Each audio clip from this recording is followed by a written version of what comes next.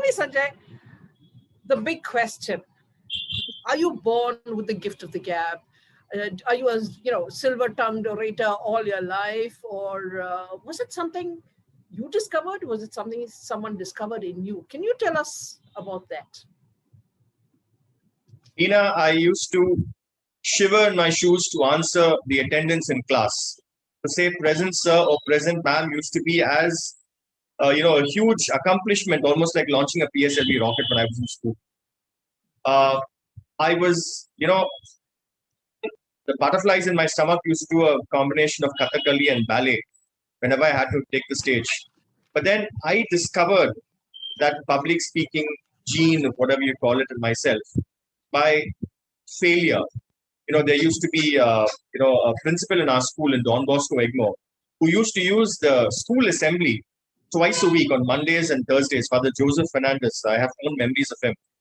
And that used to be a captive audience for every student twice a week. 2 students every week got a chance to address the entire school of about 2,000 students. I initially made a fool of myself. People laughed, people mocked. But then ultimately I pushed myself, and finally I had the last laugh. So I wasn't born a public speaker, which is why my first book is titled Speakers Are Made, Not Born. Because I do believe that all of us, speaking comes naturally to all of us. It's not rocket science. You don't have to have the gene in you. You just have to push yourself, and with practice and with the right mindset, you'll be able to conquer that stage fright. So that's how I started off. Most people think that I was, yes, I did. I started off taking the stage when I was 5 years old when I compared a function. And then things change, As you grow up, my mother was a teacher in the school. So till I was in the primary school, I got all the attention, teacher's son. But then when I went to the main school, nobody bothered. I sort of went into a dark well, as it were. And then suddenly things changed. When I pushed myself, I actually had to, people say that, you need opportunities. I left no turn unstoned. And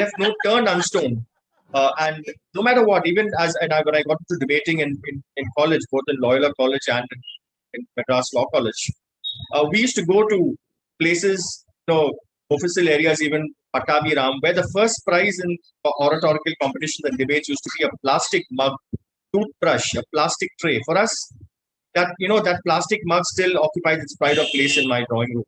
Because for us, it was the passion for speaking that really mattered. And I kind of grew with it. Today, you take me off public speaking and I will have withdrawal symptoms. It's that bad. I can totally understand that. And so many of our audience are Toastmasters, and all of us have gone through this phase where your knees are knocking, everything is shivering, your tongue is stuck to the top of the roof of your mouth, and you're probably sweating and doing all kinds of things, and you're basically suffering from brain freeze.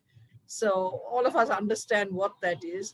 No, see, for me as an association member, it taught me so much, because one is when you are going to speak at an event, and I was so thrilled with the very detailed introduction that Sanjay had sent.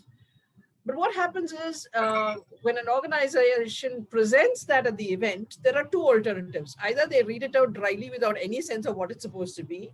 They read out an entire biodata without understanding, or they embellish it or, do something to it. So you have to be very careful of the image that you are presenting and what you want to project to your audience.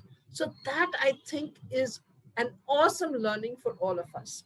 First I'm very glad you flagged this, Leena. Sorry to interrupt. I'm very glad you flagged this because, see, any introduction should be snappy. I believe personally, I've seen several people introducing guests of honor, and some of these guests expect their entire, horoscope and their great grandparents' names to be mentioned and all that. Otherwise, it's like, a wedding toast, reply to response to a toast. You miss out one uncle's name, you had it. So I think it's important for those who want to be introduced to actually send out a snappy introduction in about 50 or 100 words, not beyond that. Anything beyond that be too boring, because let's face it, an audience doesn't really want to know your entire life history. They just want to know who you are. So in some cases, I often tell people just the introduction, just the designation should do. If you insist on giving a little background info, then maybe a 45-second to 1 minute intro should be more than sufficient.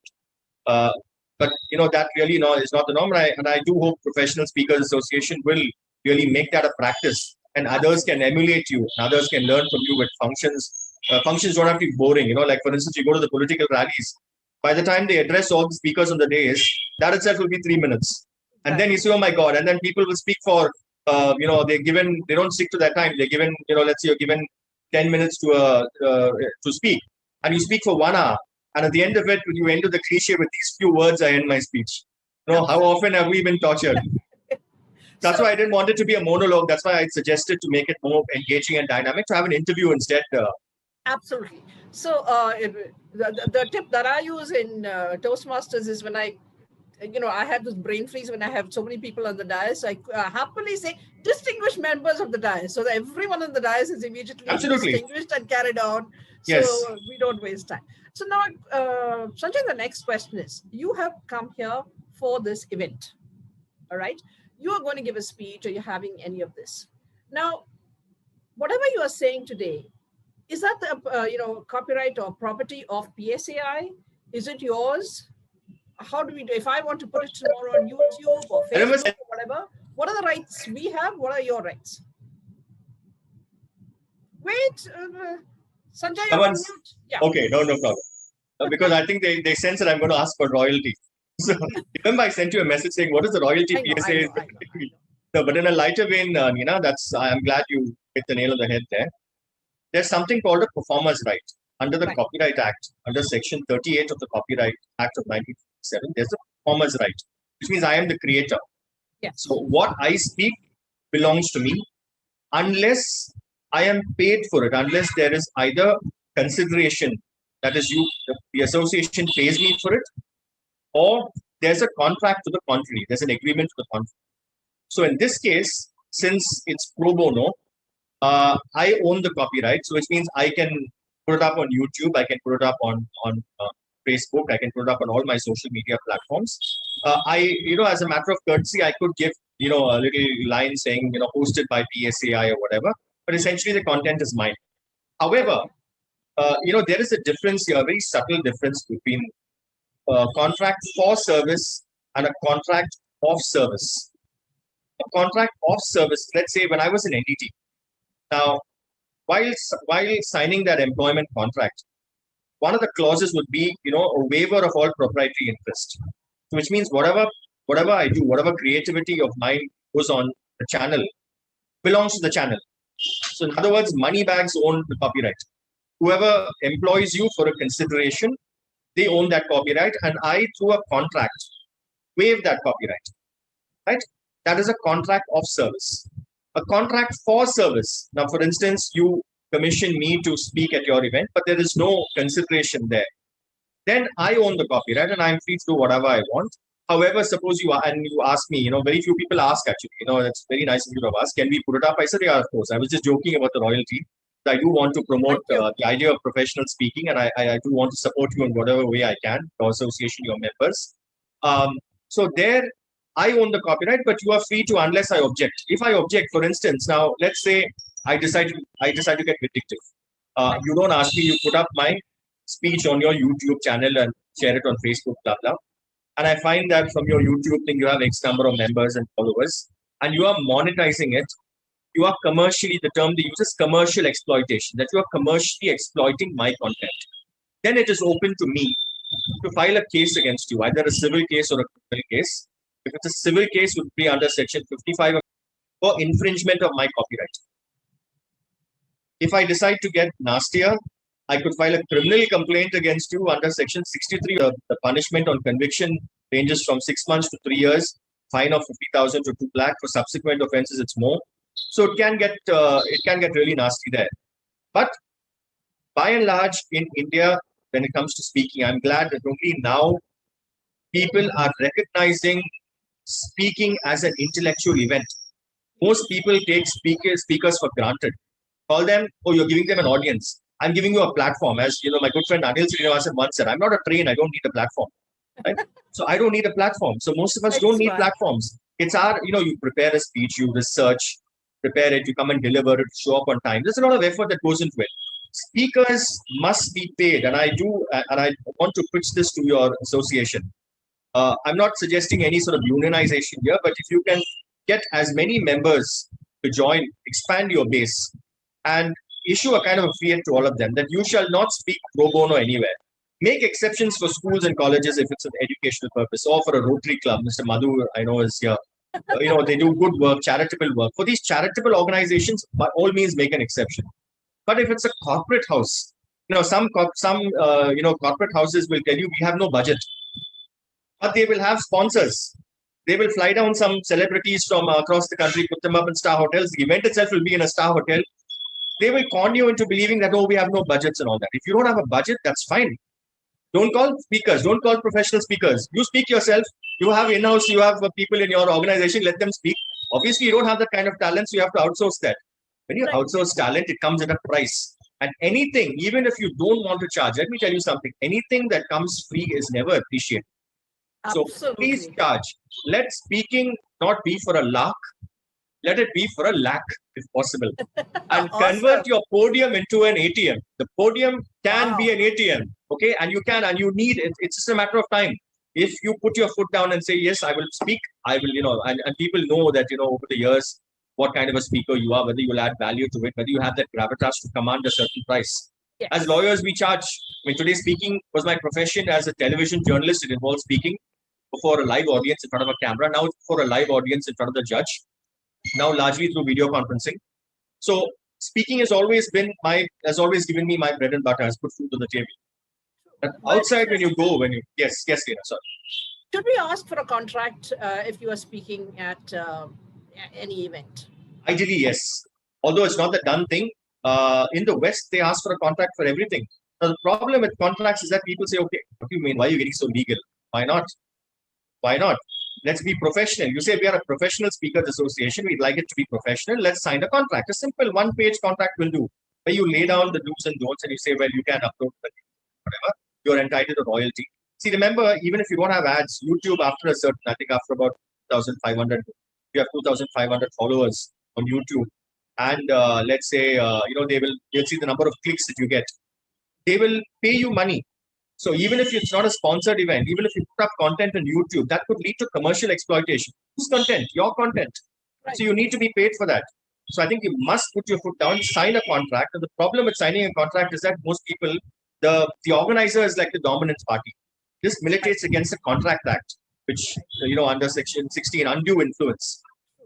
You cannot have undue influence at the other party. Usually, let's say a company signs a contract. They will give you what they call a standard form contract. Company, let's say company X with Nina John, okay, will have no say in the content. You just have to sign on the dotted line. I know of several people, even when they get employment, they are so happy they've got a job. The HR person will tell you, okay, sign on the dotted line. The guy won't even look, just sign everything. I've seen people in banks, they take a loan and they sign loan agreements without even the amount being filled out. Tomorrow they put some other amount. What would you do? I see people checking into restaurants, to hotels, right, for accommodation. And the person says, sir, just give us your visiting card and just sign with the Zintu mark. Yes. What if tomorrow he puts somebody else's name? Some crime is committed. He puts some lady's name. It's a single room. He puts some other lady's name there. And then tomorrow something happens, untoward happens. You checked in with that person, they'll say. Okay, so it's very important. If it takes a few extra minutes, fine. Sorry to digress away from speaking, but whenever you have to sign a contract, please take time. Do not be under some kind of a pressure.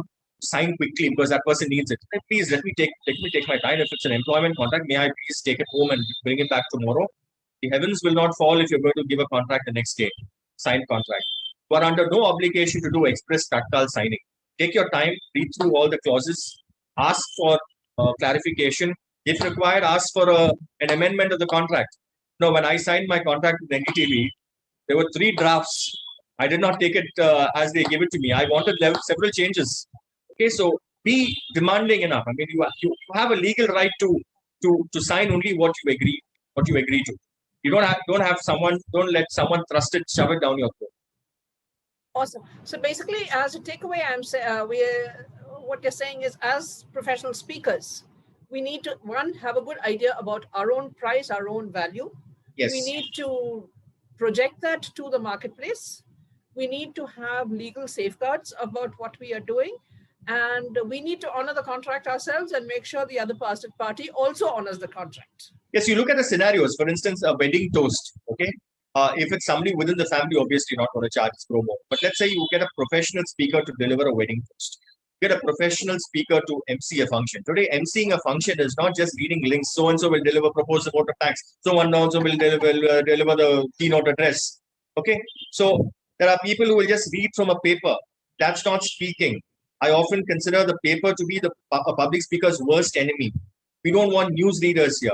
All right, so somebody who can add value, somebody who can add humor to a discussion. I find so-called intellectual events in India, especially in Chennai, substandard. That's because you don't call the right people. Panel discussions, they call it a panel discussion.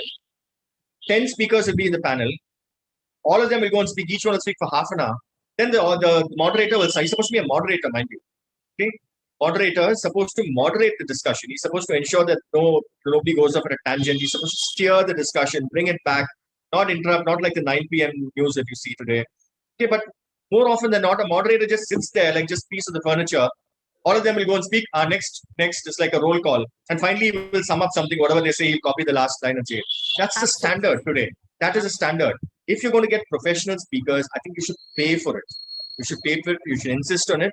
And look at conjure up the various scenarios where professional speakers will have a role. Draw up a slab, like you can have a ballpark figure. Like for instance, arbitrators, for arbitration per appearance, they charge. Lawyers charge per appearance. Exactly. So have a kind of a ballpark figure that others could use as a kind of a ready reckoner. So a company says, okay, Professional Speakers Association, how much do they charge? Okay. So the moment you say, I charge so much, eyeballs won't fall out of the sockets. Right. Or pretend to. Oh, pretend to, absolutely, yeah. Right. Because can you hire a musician or someone to play something, even at a wedding, and tell them, no, you please have dinner and leave. Or you please take a bouquet and leave. Several times what they do with professional speakers, they give you a memento. Okay, let me tell you, a bouquet, first one, I'm opposed to bouquets. Then mementos, your name will be there and all that.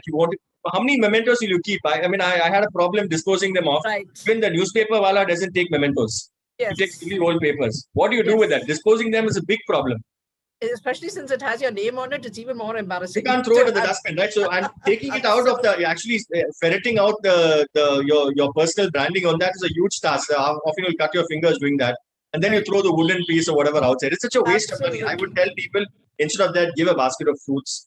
Give, maybe nuts, or now from nuts and spices, get something. Or better still, if you don't want to charge, I often sometimes tell people, why don't you make a donation to missionaries or charity? Sponsor a meal for somebody. Don't pay me. But I'm investing my time and energy. Let it go to a good cause. Let them at least support a good cause if they don't want to pay a professional speaker. Absolutely. So from this segment, I'd say, Sanjay, I think you very briefly touched on the other other skills that public speakers need to imbibe. The ability to conduct a decent debate, the ability to discuss with civility, the ability to moderate a panel discussion with savoir-faire, and basically, for example, anchor an event with a little more than just paper and PowerPoint. Yes. A little more panache and... PowerPoint, there's no power, there's no point. I don't know why they call it PowerPoint. Yeah. Absolutely. So I think, Sanjay, that has brought us to the end of this fabulous discussion. Thank you so much. I think every one of our members have got, I see a lot of chats. We'll have to go through the chats to see what they I want to mention one more thing, Nina, that, that might be of use since you mentioned Sri Lanka and, foreign speaking gigs. When you, for instance, let's say somebody in Washington, D.C. invites you to speak and they say, we'll fly you down, we'll pay for your accommodation and food. They don't pay you anything. I think that's where you need to put your foot on. If they see value in inviting you and paying for your airfare and your accommodation, they jolly well pay for your speaking assignment as well. In such cases, try and draw up a contract. And even if it's not a contract, at least an email, some sort of a record that, they've agreed to pay you. Right. And have an arbitration clause in that agreement with arbitration in India. And now you can do it through video conferencing. Right. Because you can enforce an international arbitral award in another country. Most countries are signatories to the New York Convention. So even an international arbitral award, you can enforce it there. They don't pay you. You can even have their furniture and other things sold, and then you can be paid. Okay, so just because it's an international event, you still can insist on a contract. And I think international events, people would be more amenable to a contract as opposed to India. Because we don't want to sign a contract. Then fine. Then don't call a professional speaker. Call somebody who's going to read from a text from "Good morning, ladies and gentlemen," to thank you. And the flip side is we need to have contracts drawn up so that we know when we are inviting a speaker, this is the thing. And as professional speakers, this is the minimum. This is what we should be You know, looking another at. thing is also don't settle for too less. I mean, there's some people will pay you an honorarium. So technically, consideration could be anything. Consideration, any contract to be valid has to have consideration. That consideration could be 1 rupee, it could be 1 lakh, it could be 1 crore. But a lot of people try to exploit speakers by Yes. paying an honorarium and trying to then kind of misappropriate their proprietary interest in their copyright just because they pay you something, some token amount. So Absolutely. don't settle for that. Know what your value is. Put your foot down. Have a slab. Let the Professional Speakers Association have a slab. And if people dishonor their commitments, violate their contracts, come to me.